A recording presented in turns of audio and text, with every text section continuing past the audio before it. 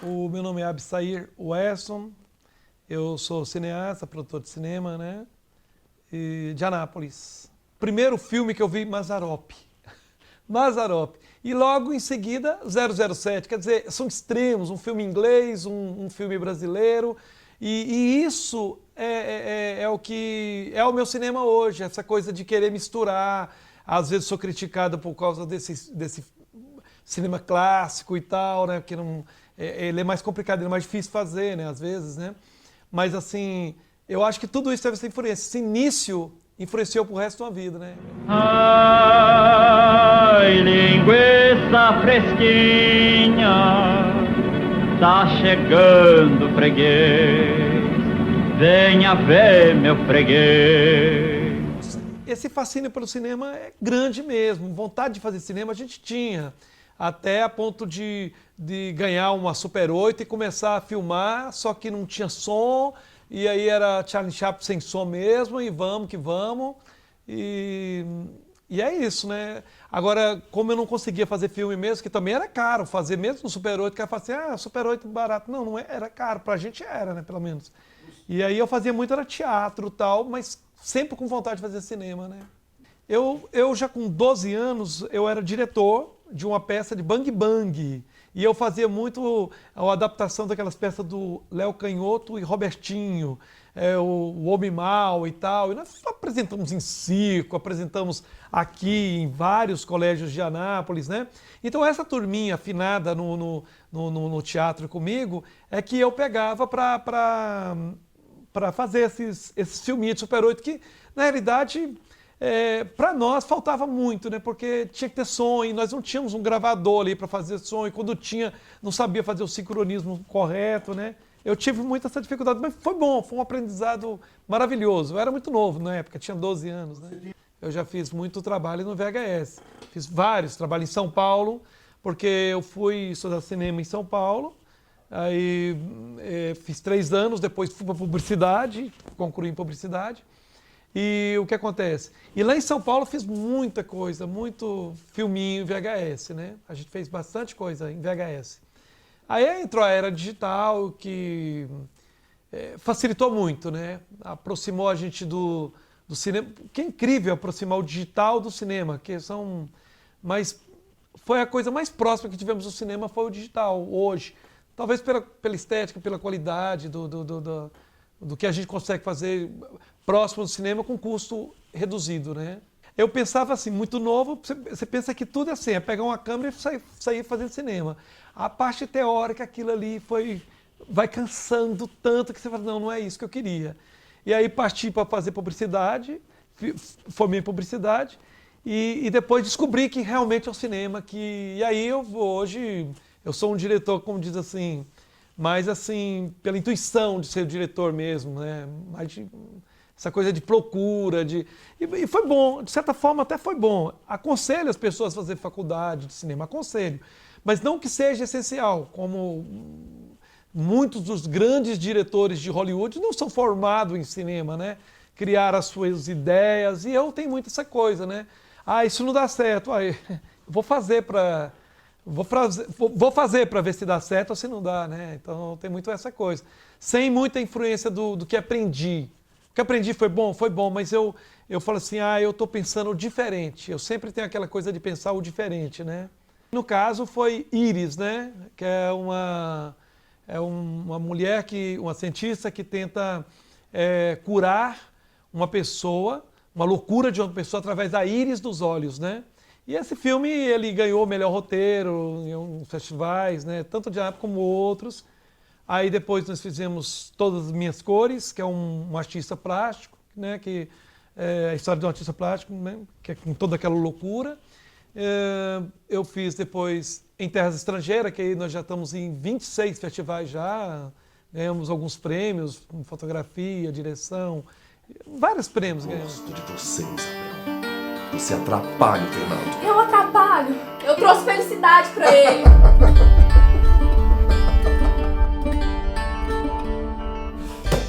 Terra Estrangeira, eu poderia até dar um spoiler, que acho que o legal do filme é contar o final. Meus filmes sempre tem uma surpresa no final. Sou até corrigido por alguns críticos, falam assim, cara, por que todo seu filme ele começa do jeito e tem que ter um final surpreendente. Esse é o meu jeito, né? Eu não sei contar uma piada sem ela ter um final surpresa, né? Então o meu filme todo tem essa surpresa. E no caso do Terra Estrangeira, conta a história de um cara que supostamente está no estrangeiro, com dificuldades para pegar ônibus, para tomar remédio, para arrumar trabalho, enfim, ele passa uma perrengue danado dentro de uma cidade cheia de cartazes com nomes estrangeiros e tal, mas que no final você descobre, aí é um spoiler, né? Você descobre que na realidade ele não está em terra estrangeira, ele está no Brasil. Ele aparece no Mobral lá, aprendendo a ler. Quer dizer, o problema dele é não saber ler. E a moral do filme é essa. Qual que é a visão de uma pessoa que não sabe ler no nosso mundo? Ele é um cego, ele vai passar várias dificuldades por não saber ler. É uma crítica, na realidade, né?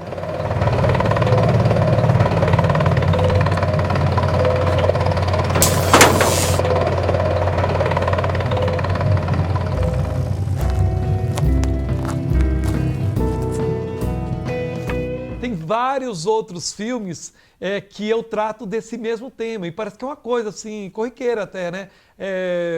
Um ponto de vista, sempre do olhar, porque para mim o cinema é o olhar, vários olhares. Então eu conto muito essa coisa de uma menina que empresta córnea para outra, e eu sempre estou trabalhando com a questão de visão, e não só na visão, um defeito físico, mas aquela coisa de como eu me vejo, como eu me enxergo, como que as pessoas me enxergam no mundo, como que as pessoas estão enxergando o filme. Que o filme é muito isso. Tem várias visões, está sentado naquela cadeira, várias interpretações, porque são vários olhares. Você não pode dizer que a mesma cor que eu estou enxergando, você está enxergando. É uma coisa muito misteriosa. Isso, a visão sempre foi, a imagem sempre foi uma coisa muito... Nas minhas obras ela tem muito a ver. Assim. Então, Kubrick... em 2001, Odisseia no Espaço, e também Kubrick de novo. Planeta dos Macacos eu não fugiu agora. Planeta dos Macacos, com Charlton Heston, aquele filme mexeu muito com a minha cabeça e meu desejo de fazer um filme e trabalhar assim. Planeta dos Macacos. Eu acho que nunca ninguém falou isso, acho que eu sou louco mesmo. Planeta dos Macacos. E 2001, que é um clássico, né? Além do Poderoso Chefão, esses filmes tudo. Os filmes clássicos me influenciaram muito, né?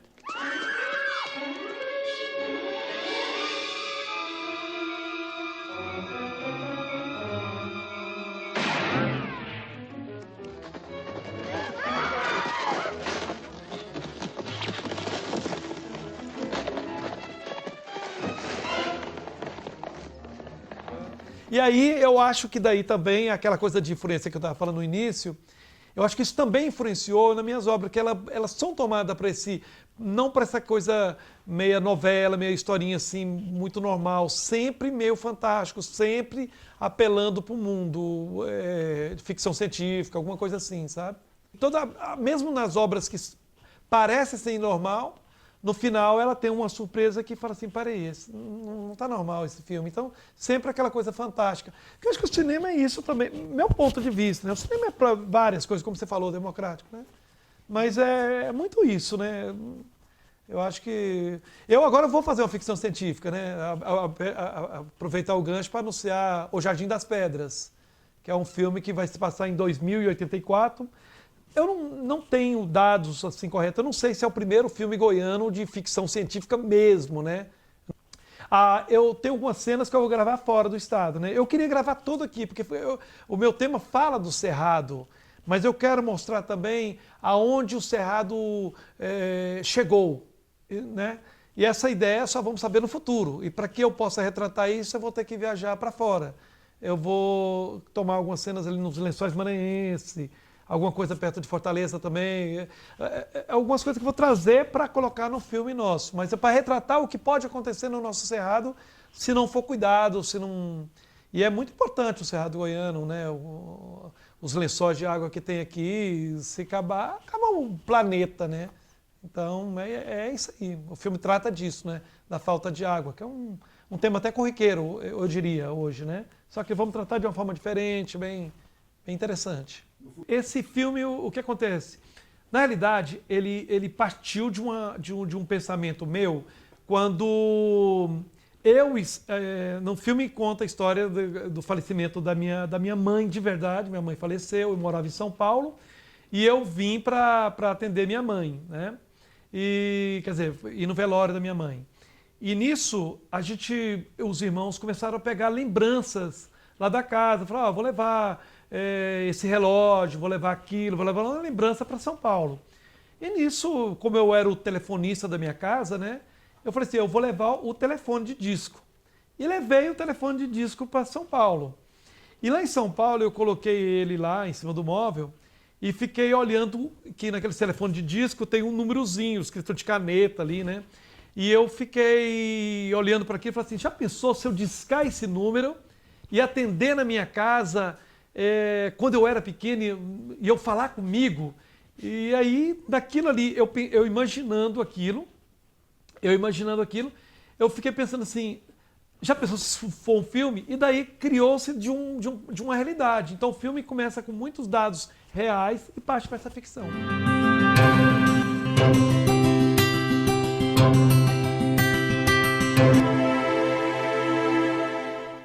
Na realidade, eu sou um contador de história, né? O cinema também foi uma porta para mim contar histórias, como o teatro também é uma porta. Então eu sou, na realidade, um roteirista que se tornou um diretor por exigência, porque eu queria que fosse daquele jeito, senão eu não estava contando a minha história direito. Mas a minha raiz mesmo, eu sou, na realidade, um roteirista. É uma coisa que já foi perguntada várias vezes para mim, é quase paranormal.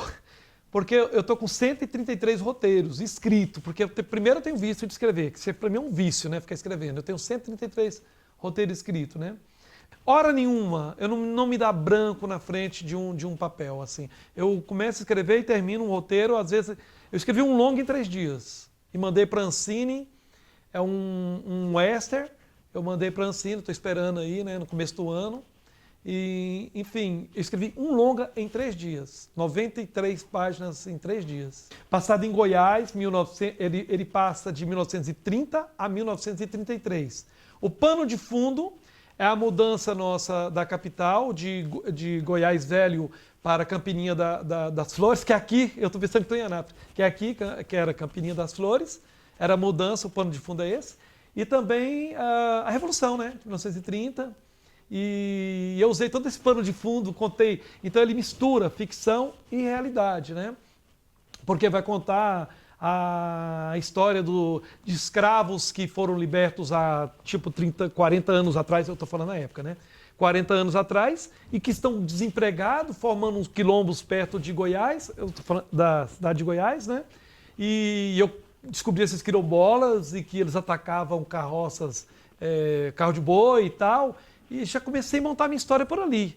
Mas o pano de fundo eu conto todo um documentário do nosso estado, para quem não conhece, até para os goianos mesmo e para outros estados também, né?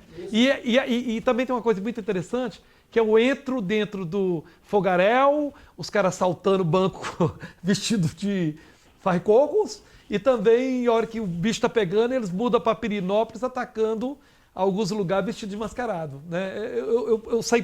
Eu saí passeando na cultura nossa, dentro desse filme. E daí você vai entrelaçando até o ponto do meu personagem principal encontrar o Pedro Ludovico numa cadeia. Pô, o que o Pedro Ludovico está fazendo na cadeia? Porque para muitos que não conhecem, ele foi preso em Rio Verde e tal. Então o meu personagem principal vai se apresentar, o meu nome é Jorge. Ah, o seu nome é Jorge e o seu? Pedro Ludovico. Pô, o que o Pedro Ludovico está fazendo na cadeia? E uma coisa que eu vi na história, não sei se é fantasia, e eu coloquei no filme, se for fantasia, foi que ele vinha sendo transportado para Goiás, de repente desce e fala, você é o novo governador. Como assim, cara? Então, para mim, lembrou muito ficção e a realidade. Ele desce de um comando que vem de Rio Verde para Goiás, e os caras, olha, o que está descendo o nosso prisioneiro? Não é que o seu prisioneiro é o novo governador. Como assim? É muito fantástico isso aí. Eu não saio de Goiás, tanto é que até o ficção científica se passa no Cerrado. Eu não saio porque eu tenho muita coisa para mim sair para outros estados e ficar contando. Não que seja barrista, sou barrista. Quero deixar bem claro que eu sou barrista, sou goiano barrista. Talvez o fato de ter morado fora me fez gostar mais da minha terra do que talvez até um goiano que eu torço para... Aí o cara fala assim, você torce pro Goiás? Não, eu torço pro Goiás, pro Vila Nova, pro Atlético, eu torço para Goiás, eu não torço pro Goiás, né? Ah, mas eu vi você torcendo pro Goiás, porque estava na primeira divisão. Agora vai ser o Atlético, então eu sou barrista. Mas não só por isso que eu acho assim, para contar a história lá de Pernambuco, de São Paulo, do Rio de Janeiro, já tem gente, já tem cineasta para contar. Eu tenho que contar a história do meu estado, é isso. Olha, o cinema, ele tem várias dificuldades, né? A começar até como eu trabalho com ficção, então eu preciso do ator, né? E esse preparo do ator para o cinema. Aqui nós temos muito teatro e eu tenho uma certa dificuldade para dirigir aqui o ator. Ou ele é muito over ou é muito off, porque talvez ele nunca fez nada, é off, daqui a pouco ele faz muita coisa de teatro, ele fica muito over. Para você conseguir colocar esse tom é muito complicado. Eu, pelo menos, acho complicado, né? Agora, com o passar do tempo, acredito que vai surgir novos atores. O cinema aqui em Goiás, ele, de certa forma, ele está crescendo, né? Agora temos a dificuldade técnica, o que eu vejo, pelo menos nos meus filmes, eu tive uma certa dificuldade técnica com relação ao som. A questão de vir gravar com câmera de fotografia e com essa facilidade de colocar várias lentes, filtros e mesmo a edição, ela deixou o cinema mais fácil de ser feito. Mas com relação ao som, eu acho que a gente está aprendendo ainda, né? E eu agora vou experimentar muito o fundo verde, que eu não gosto de fundo verde, eu acho que eu gosto de viajar, como eu falei para você, né? Mas nesse filme eu vou ser obrigado a usar fundo verde. Não sei se vou ter técnicos que vai fazer isso com perfeição, né? Que eu vejo que até grandes emissoras aqui até do país têm dificuldade com fundo verde, para fazer bem feito, né? Mas eu vou ser obrigado a trabalhar com fundo verde. Então o cinema tem essas dificuldades, com som, com ator, né? Mas eu acho que essa falta de profissionalismo também é bom também, que você vai do improviso, você cria muito cinema diferente trabalhando com improviso. Eu vou começar falando de Terra Estrangeira. Terra Estrangeira, o que acontece com ela? Foi um filme difícil fazer, porque todos os cartazes da cidade eu tive que adulterar. Não podia ter nada em português. Restaurante que eu entrava tinha que mudar nome de tudo. Mudar nome de cardápio, mudar nome de banheiro, mudar nome... Na cidade, eu saí mudando cartaz. Não é fácil. Porque eu ia tirar com a câmera pra cá, tinha um cartaz, cara, tem que remover aquele cartaz. Então eu tinha que tirar o cartaz e colocar numa língua que nós inventamos. Uma nomenclatura que nós inventamos entre o grego e eu acho que o russo, né? Nós misturamos meio que essas letras para dar a impressão que era um idioma e não um rabisco, para a pessoa ter a impressão que ali tinha um idioma e não tinha. Ali era como que ele estava vendo aquela letra, né? Como que ele enxergava aquela letra. Quer dizer, quem não sabe ler, eu não me lembro quando eu não sei ler, eu aprendi a ler com 4 anos, deve ter sido você. Então a gente não sabe como que era antes de ler, mas um adulto que vê uma leitura fica meio assim. Então tive dificuldade com isso. E para que mudasse o cenário, para que o cenário criasse uma coisa diferente, eu quis uma fotografia em preto e branco, porque você perde as referências em preto e branco. Ah, ali é aquele prédio vermelho que fica todo aquele prédio azul. Bom, mas se está tudo em tons de cinza, pronto, o cara já não sabe mais onde é. Então eu tive uma dificuldade com Terra Estrangeira. Mas cada obra, Ângelo, tem a sua dificuldade. Isso aí, aqui eu vou ter isso, isso e isso, porém isso é mais fácil. E quando eu parti para fazer o Importadores, eu tive muita dificuldade, porque eu tinha o Alex Amaral, um dos protagonistas, né? Que eu falei assim, Alex, é o seguinte, você é um gay nesse filme aí, mas você não pode ter trejeito. Não pode mostrar trejeito de gay hora nenhuma, porque você é o chefe da máfia e eu não quero passar assim um gay, um homossexual clichê. Eu quero um cara sério, eu quero um cara normal, porque é assim que eu ainda vou fazer obras assim e todos os filmes de homossexuais que eu vou fazer, nenhum vai ter trejeito e nem vai ter problemas assim corriqueiros dele, como ele está sendo, aquele cara está sendo homofobia, né? Exato. Eu não quero fazer filmes de homossexuais com o tema homofóbico. Muito clichê isso, esse trejeito e tal. Então eu quero fazer o homossexual com um problema normal, porque ele é um cara da sociedade normal. Então ele tem problema normal, não precisa dar homofobia para ele, sempre. Essa coisa dessas meninas que vão para fora aí vai trabalhar fora, tal, quer dizer, vai para casa de prostituição, elas não sabem, mas elas vão virar escravas lá. Porque a dívida delas não acaba nunca. Começa do avião, que pensou que era de graça, da alimentação. Eu já vi casos. Eu peguei casos que eu daria até um doc antes de fazer o filme. E essa liga com Colômbia também foi uma coisa que eu também pesquisei.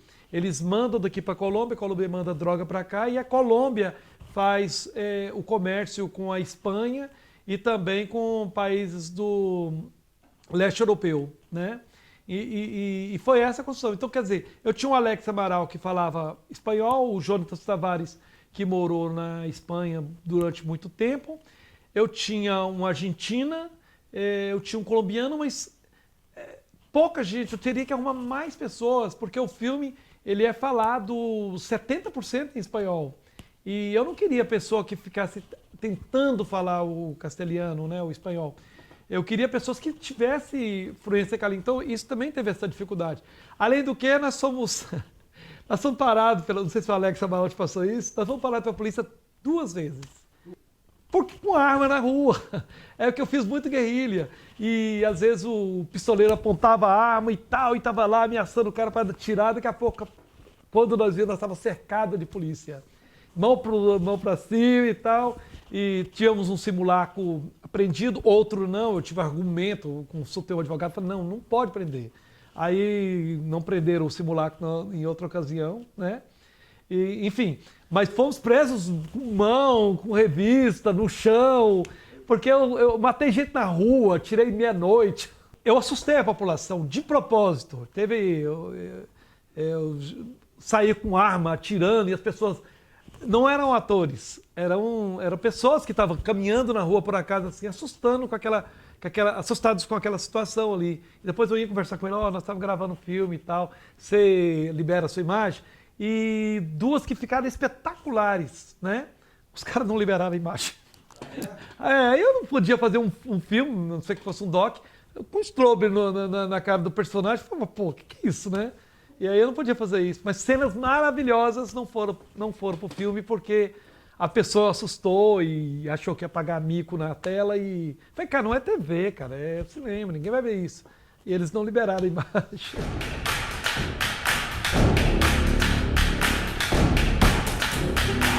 Dale, te lo digo yo.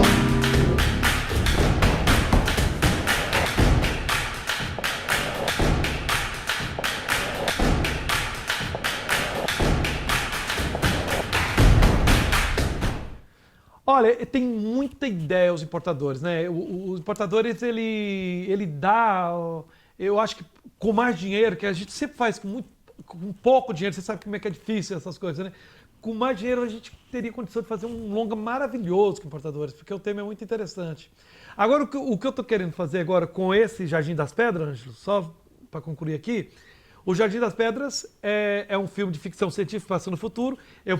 O primeiro filme vai só ser um filme apresentador, porque ele vai apresentar o protagonista, apresentar a situação, apresentar o mundo onde ele está vivendo, mas não vai contar uma história com começo, meio e fim. Ele é mais introdutor, né? E depois eu tenho outro filme que chama Terra de Mênfis, que é a continuação desse filme, com os mesmos personagens.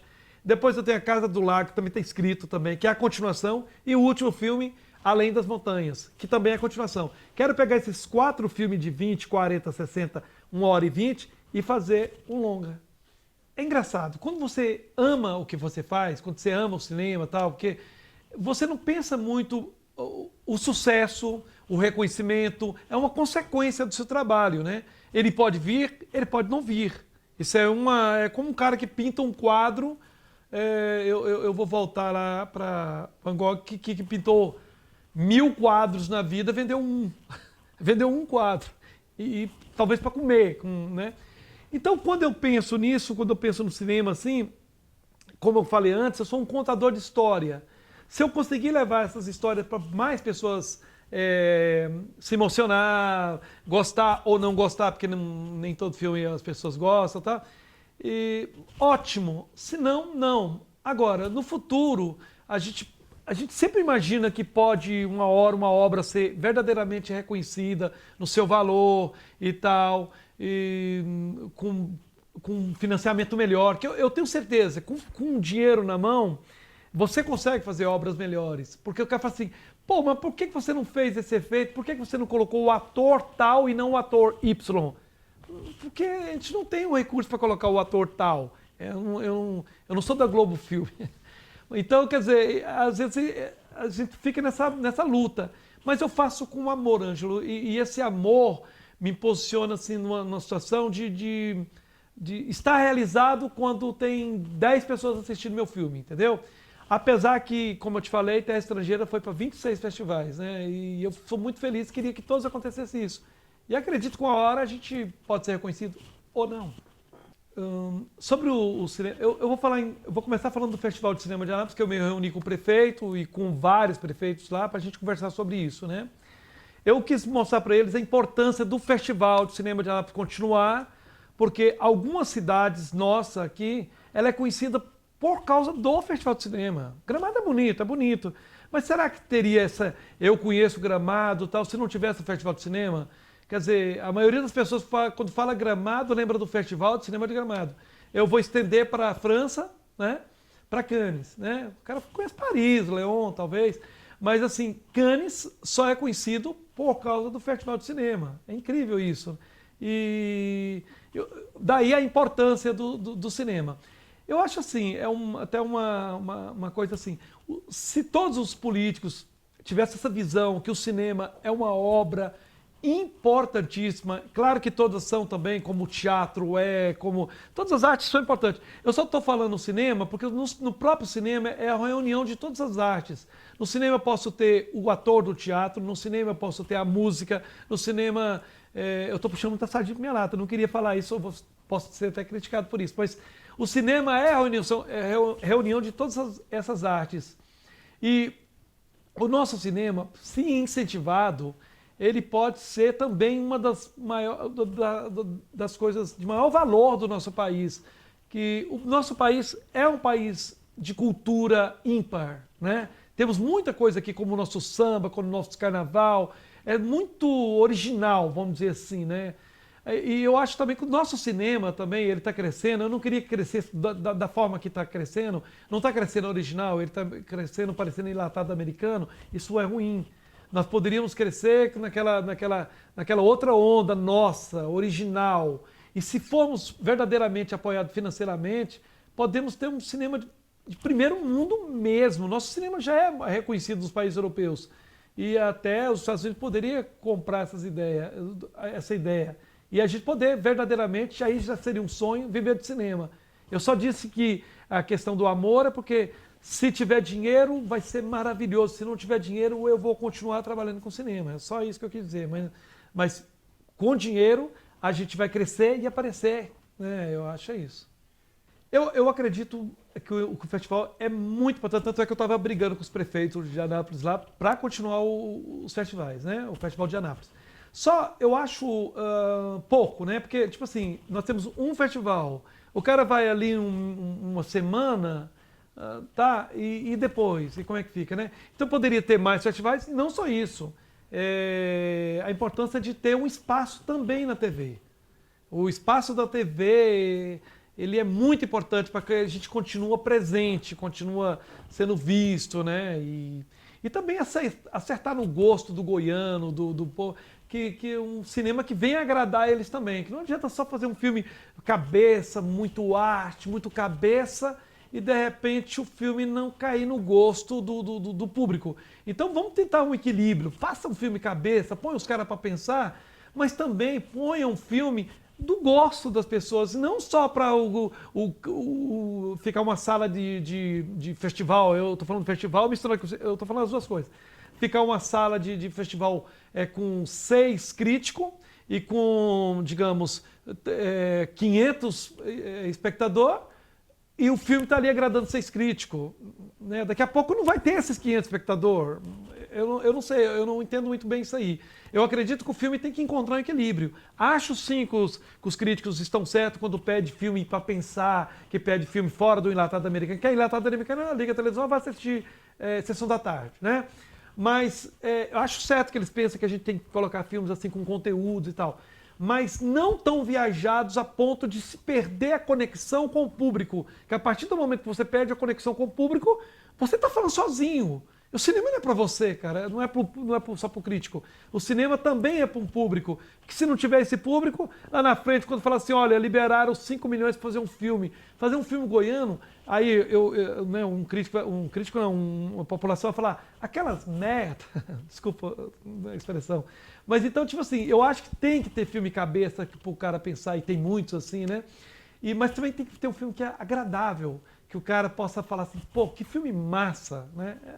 Se continuar com essa pegada de todo ano a gente ter mais longas, ter mais 2 milhões para fazer outro longo e assim por diante, é óbvio que a gente vai crescer e aparecer, né? Mas se for uma coisa assim, fez um longa lá, fez 4 longas no ano, e daqui a pouco parou, eu penso que é uma plantinha que plantou, ficou bonitinha, ninguém regulou e ela morreu. Se continuar, vai ser uma coisa maravilhosa. Quanto à qualidade, a qualidade do cinema nosso tem melhorado muito. Isso dado a tecnologia também, que facilitou isso, o custo das coisas técnicas, facilitou demais isso aí, né? Todo mundo hoje pode fazer cinema. Eu vejo cinemas, minhas filhas, que é invocada, apaixonada por cinema, elas fazem filminhos no celular, né? Elas fazem filminho e fica bom, que eu fico assim, caramba. Tem hora que me dá vontade de fazer filme no celular, dado a qualidade dos filminhos que elas fazem. As duas é metida, a diretora e a produtora. Puxou o pai, assim, né? É doida também. Então, quer dizer, a tecnologia tá nos possibilitando isso, né? Agora, se o governo ver tudo isso aí e a gente acompanhar essa evolução e com o apoio do nosso Estado, vai ser muito bom. O Estado tem apoiado, eu não vou falar assim, não estou aqui também para falar, o Estado não apoia nada. Ele apoia, poderia ser melhor, com um pouquinho de esforço, com um pouquinho de organização, poderia ser melhor. E aí, nós temos muitos talentos aqui. Eu poderia falar alguns nomes que estão por aqui, mas não vou falar. Não vou falar alguns nomes, mas é isso. Na realidade, a importância são dois aspectos diferentes. Na minha vida é quase tudo, né? Porque além, quando eu não estou escrevendo, produzindo, pego sessões de ficar assistindo sem parar. Na vida das pessoas, eu acredito que é um entretenimento maravilhoso e barato. Tanto o cinema comercial, é um entretenimento que põe o cara para viajar, o cinema tem para todos os gostos e tudo que o cara procura está ali. Se ele quer sorrir, se ele quer se emocionar. Então, para mim, o cinema é um dos melhores entretenimentos humanos. Esse é o meu ponto de vista. すいません。僕は外国人で日本からやってきたんですけど、ここについて全く知らないんですけど、よろしければこの住所を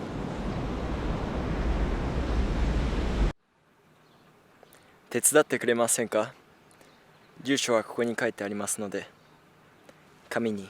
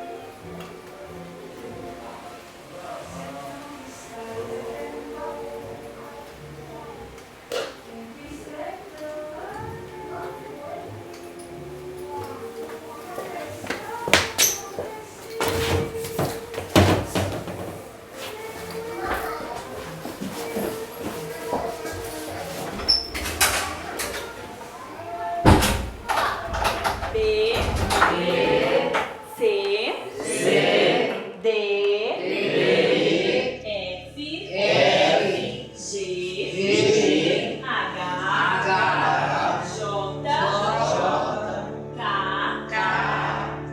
L, M, N,